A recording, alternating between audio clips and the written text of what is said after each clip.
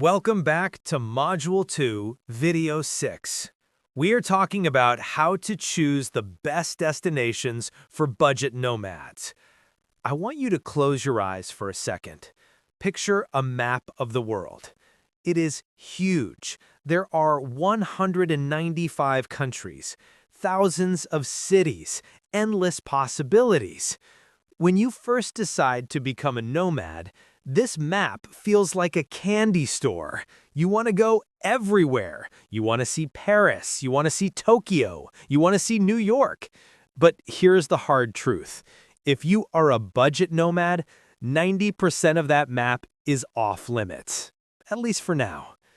If you move to New York City or Zurich or London with a budget of $1,500 a month, you will be homeless in 2 weeks. Choosing your destination is the single most important financial decision you will make.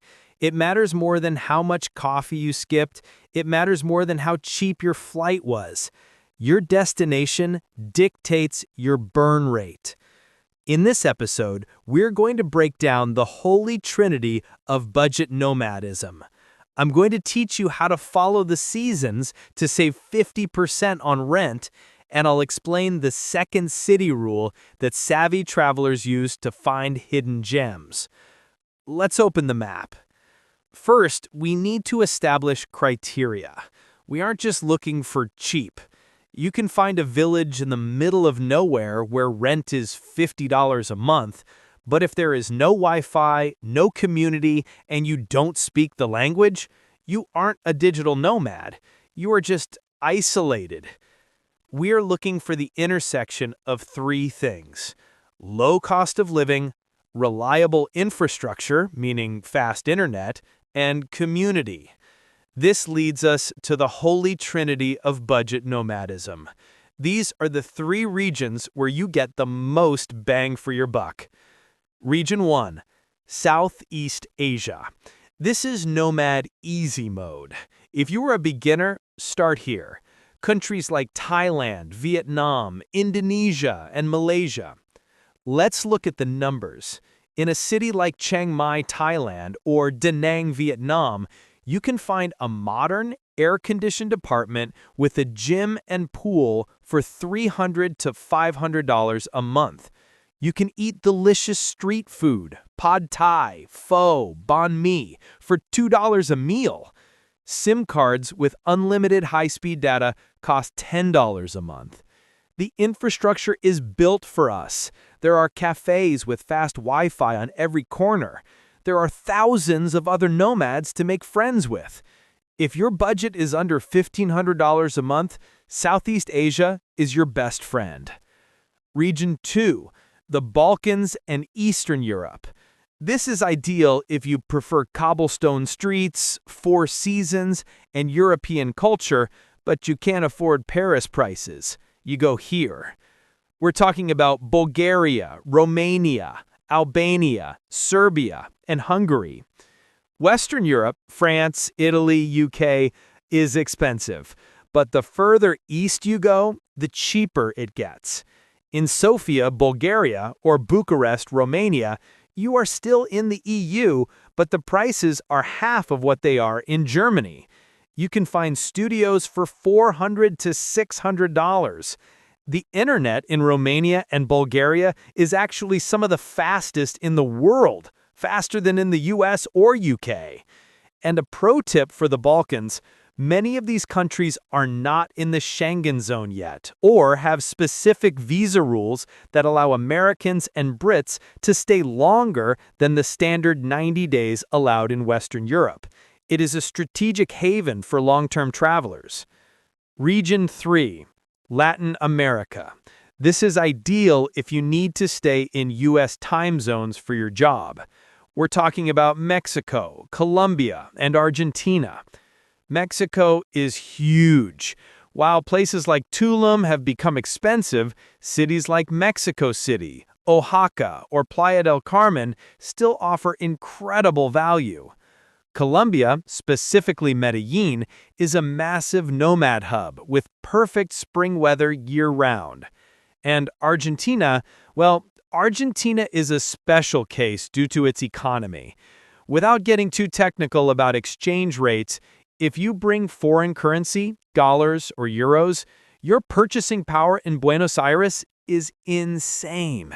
You can eat steak dinners and drink incredible wine for a fraction of US prices. However, a warning for Latin America, safety is more of a concern here than in Asia or Eastern Europe. You need to be more street smart, but the culture, the food, and the warmth of the people make it worth it.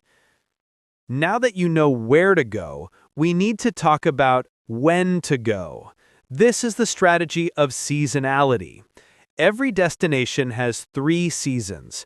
High season, the weather is perfect, the tourists are everywhere, and prices are double. Low season, the weather is bad, monsoon, freezing cold, or scorching heat, and the town is empty. Shoulder season, the sweet spot in the middle. If you are a budget nomad, you must avoid high season like the plague. Do not go to Split, Croatia in July. Do not go to the Greek islands in August. You will pay $3,000 for a shoebox. Instead, chase the shoulder season. Go to Europe in May or September. The weather is still nice, maybe you need a light jacket at night, but the crowds are gone and Airbnb hosts are desperate to fill their calendars.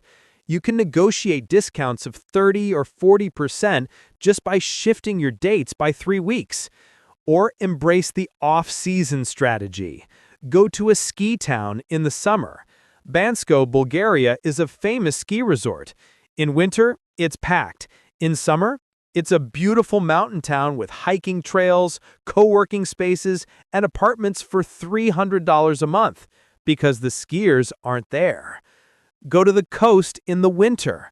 The Algarve in Portugal is mild in January, sunny and 60 degrees Fahrenheit or 15 Celsius. But because it's not beach swimming weather, the prices crash. Next, I want to teach you the second city rule. Everyone knows the capitals: Paris, London, Tokyo, Bangkok, Lisbon. Capitals are where the embassies are, where the big businesses are, and where the tourists flock. That means the capital city premium is real. Everything costs 20% more. As a budget nomad, you should look at the second city, or even the third. Instead of Lisbon, look at Porto or Braga. Same country, same food, same language, significantly cheaper rent. Instead of Chiang Mai, look at Chiang Rai. Instead of Seoul, look at Busan. Instead of Bali, which is an island, not a city, but you get the point, look at Lombok next door. Second cities often have a more authentic local vibe. You aren't just surrounded by tourists. You actually see how the locals live. The pace is slower, the people are often more friendly, and your wallet will thank you. So how do you research this? How do you find these prices before you book a flight? Don't just rely on Instagram. Instagram lies. It filters out the trash and the construction noise. Tool number 1, nomadlist.com. I mentioned this before, but use the filters. Filter by cost, under $1,500, and internet, fast. See what lights up on the map. Tool number 2, YouTube cost of living videos. Go to YouTube and search cost of living, city name, 2024. Watch the videos where they walk through supermarkets. Look at the price of milk. Look at the price of eggs. Watch the videos where they tour apartments. This gives you a ground-level view that a blog post can't give you. Tool number 3, the Airbnb map hack. Go to Airbnb. Don't put in a specific city. Just zoom out to the whole country, say Italy. Put in your price filter. Set the max price to $800 a month. See where the dots are. You might find that Rome has 0 dots, but a cute town in Sicily has 50 dots. Let the map tell you where you can afford to live. Now, one final piece of advice on destinations. Be aware of visa rules. You might find the cheapest country in the world, but if they only let you stay for 14 days, It's not budget-friendly. Moving is expensive. Flights cost money. You want countries that give you long stays on arrival. Mexico gives many nationalities 180 days. Georgia, the country, not the state, gives many nationalities 1 full year visa-free. Albania gives Americans 1 year. The longer you stay in one place, the cheaper your life becomes. You get monthly discounts on rent. You learn where the cheap markets are, and you stop paying for flights every few weeks.